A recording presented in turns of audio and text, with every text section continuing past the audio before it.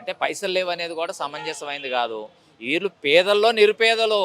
ఈరోజు పెన్షన్లు, వృద్ధాప్య పెన్షన్లు, వితంతు పెన్షన్లు అనేవాళ్ళు పేరే ఆసరా పెన్షన్లు. మీరు ఆసరా ఇవ్వాల్సిన వ్యక్తులకి ఆసరా ఇవ్వకుండా మీరు గ్లోబల్ సమ్మిట్ చేసేస్తాం, అట్లాగే సుందరి మనులకు అవి చేస్తాము అని ఇట్లాంటి ఇవన్నీ ఖర్చులు కాదా మరి?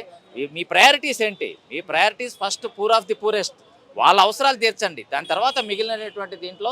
అందుకని ఒక పక్కన మీరు ఆసరా పెన్షన్లు ఇవ్వకుండా బడ్జెట్ లేదని చెప్తూ రెండో పక్కన ఆర్భాటాలు చేస్తే ఇది ప్రజలు ఒప్పుకోరు, అంగీకరించరు, న్యాయం కాదు. 6 గ్యారెంటీలు అమలు చేసినామనే కదా విజయోత్సవాలు చేస్తున్నారు రాష్ట్ర వ్యాప్తంగా.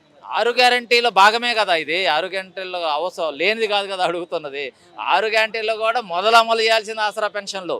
వృద్ధులు వాళ్ళు ఆసరా లేనటువంటి వాళ్ళు ఆసరా పెన్షన్లు, వితంతువులు, వికలాంగులు, మరి వాళ్ళకి మీరు అర్హులకి ఇవ్వకుండా, వాళ్ళకి పెంచి ఇవ్వకుండా ఎట్లా న్యాయం అవుతుంది? కాబట్టి ప్రభుత్వం ఫస్ట్ వీరి అవసరాలు తీర్చడం అనేది న్యాయం. అందుకోసం మేము సిపిఎం పార్టీగా పేదల పక్షాన మేము ప్రశ్నిస్తున్నాం.